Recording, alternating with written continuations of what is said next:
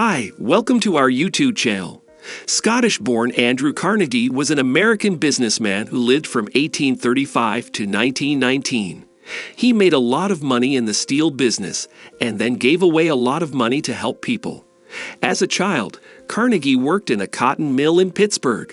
In 1859, he became the division superintendent for the Pennsylvania Railroad. However, before we start our discussion about the life of Andrew Carnegie from poor to millionaire, please subscribe to our YouTube channel and press the bell icon as well. So let's get started. During the time that he was employed by the railroad, he invested his money in a variety of industries, including iron and oil companies. He had already amassed his first fortune by the time he was in the early stages of his 30s.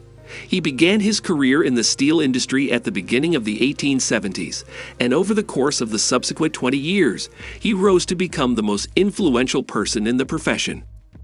In 1901, he provided the Carnegie Steel Company with a donation of $480 million to be handled by the financier John Pierpont Morgan. After that, Carnegie contributed all his time and wealth to charitable causes, ultimately donating more than $350 million. Andrew Carnegie. Early life and career. On November 25, 1835, Andrew Carnegie was born into a family that struggled to make ends meet in Dunfermline, Scotland.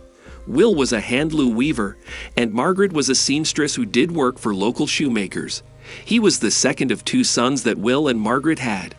The Carnegie family made the journey to the New World in 1848 in the hopes of finding better employment opportunities. They decided to make their home in Allegheny City, Pennsylvania, which is now a neighborhood within the city of Pittsburgh, when Andrew Carnegie moved from Scotland, where he had attended school for a limited amount of time. This marked the end of his formal education. Soon after, he found employment in a cotton mill as a bobbin boy, for which he was paid $1.20 per week. After that, he worked in a variety of different jobs, such as a messenger in a telegraph office and as the secretary and telegraph operator for the superintendent of the Pittsburgh division of the Pennsylvania Railroad. Both positions were with the Pennsylvania Railroad. In the year 1859, Carnegie succeeded his former superior to become the head of a railroad division. During the time that he worked in this position, he amassed a sizable fortune by making investments in coal, iron, and oil businesses, in addition to one that manufactured sleeping cars for railroads. After leaving his employment with the railroad in 1865, Carnegie continued his upward trajectory in the commercial world. At the time, the railroad industry in the United States was experiencing rapid expansion. Consequently, he expanded his investments in the railroad industry and began enterprises such as the Keystone Bridge Company and a telegraph company. He was able to secure insider contracts rather frequently using his connections. By the time Carnegie was in his early 30s, he already had amassed a significant fortune. Andrew Carnegie, steel magnate. Carnegie helped start his first steel company near Pittsburgh in the early 1870s. Over the next few decades, he built a steel empire by owning factories, raw materials, and transportation infrastructure that made steel making more profitable and less wasteful. In 1892, the Carnegie Steel Company was made from its main holdings. The steel magnate thought of himself as a champion of the working man. However, the violent Homestead strike at his Homestead, Pennsylvania, steel mill in 1892 hurt his reputation.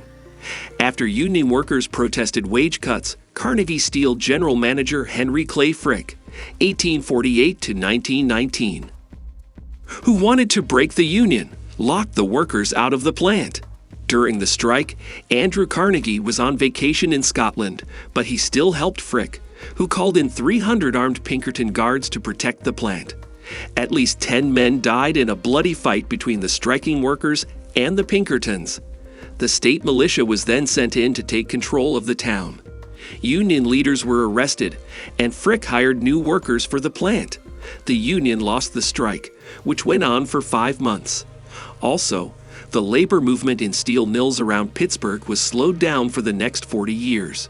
In 1901, the banker John Pierpont Morgan, 1837 to 1913, paid about $480 million for Carnegie Steel.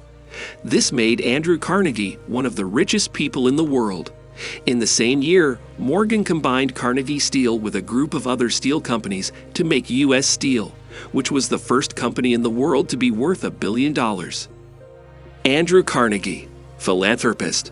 Carnegie, who was barely 5 feet 3 inches tall, retired from the business world after the sale of his steel company and devoted his time and energy to philanthropic causes.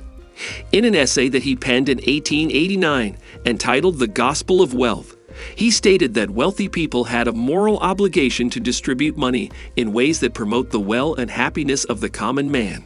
He claimed this in the essay.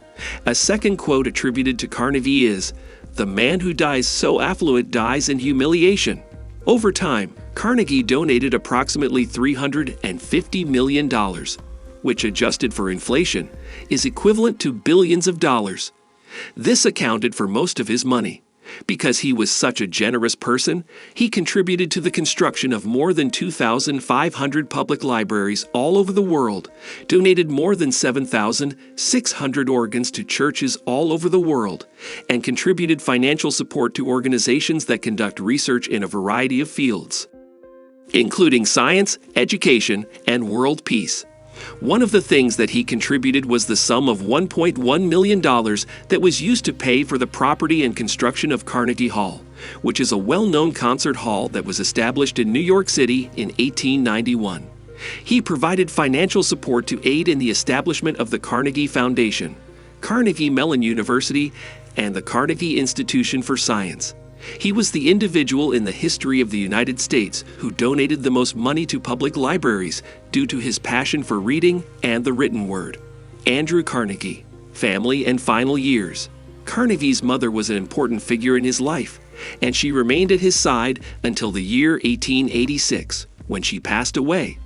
The industrial baron, who was 51 years old at the time, wed Louise Whitfield, who was 20 years his junior and was the daughter of a New York City merchant, the following year. Their only child was a girl named Margaret. The Carnegie family owned Skibo Castle, which was situated on 28,000 acres and served as their summer residence. The family had a house in Manhattan, where they spent their winters.